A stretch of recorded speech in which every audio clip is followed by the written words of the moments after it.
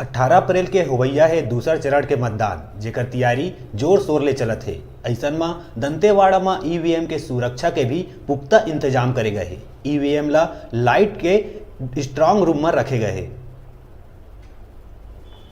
लोकसभा चुनाव 2019 के मद्देनजर 18 अप्रैल के दूसर चरण के मतदान होना है।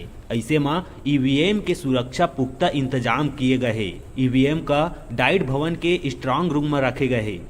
एकर लिए 3 लेयर सुरक्षा के व्यवस्था करे है। 3 लेयर के सुरक्षा व्यवस्था दरअसल दंतेवाड़ा के 273 बूथ के ईवीएम और अन्य उपकरण ला सुरक्षित स्ट्रांग रूम में रख दिए गए हैं। एकर सूचना पर सीआरपीएफ के 231 बटालियन कंपनी ला तैनात करे गए। जिला पुलिस बल के 1 लेयर समय समय में निरीक्षण करते रहते। सुरक्षा व्यवस्था अतका तगड़ा है कि प्रशिक्षण संस्थान के अधिकारी कर्मचारी ला भी विशेष पड़ताल के बाद भवन में प्रवेश दिए जाते। पुलिस अधीक्षक का बताइस कि सुरक्षा व्यवस्था के मद्देनजर कई जगह में सीसीटीवी के कैमरा भी लगाए गए हैं।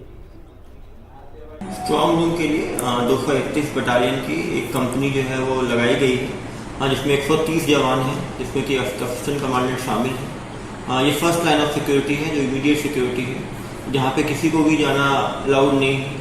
उसके बाहर सीएफ का बल लगाया गया, सेकेंड लाइन ऑफ सिक्योरिटी, और थर्ड लाइन ऑफ सिक्योरिटी जो थाना बल है उसको पेट्रोलिंग लगाई गई है। वहाँ पे बीच जाके चेक करेंगे। अभी काउंटिंग से लेके 45 दिन आगे तक ये जो बटालियन एक की जो कंपनी है 231 की कंपनी, वो वहाँ पे लगातार रहेगी, क्योंकि डाइट सेंटर में विधानसभा में भी रखा गया था। तो ये जगह चारों तरफ सुरक्षित है, गेट लगा हुआ है, दीवारें बनी हुई हैं, और वहाँ पे हम ड्रोन से भी लगातार निगरानी रख रहे हैं। सीसीटीवी की मदद कुछ ऐसा दिया जाए? हाँ, जो चुनाव आयोग के निर्देश के अनुसार से जहाँ जहाँ सीसीटीवी लगने की सीसीटीवी लगा हुआ है, और लगातार सीसीटीवी फुटेज का अध्ययन किया जा रहा है। उन्हें अन्य गतिविधि ला रिकॉर्ड करे बर ड्रोन कैमरा के भी मदद ले जावत है।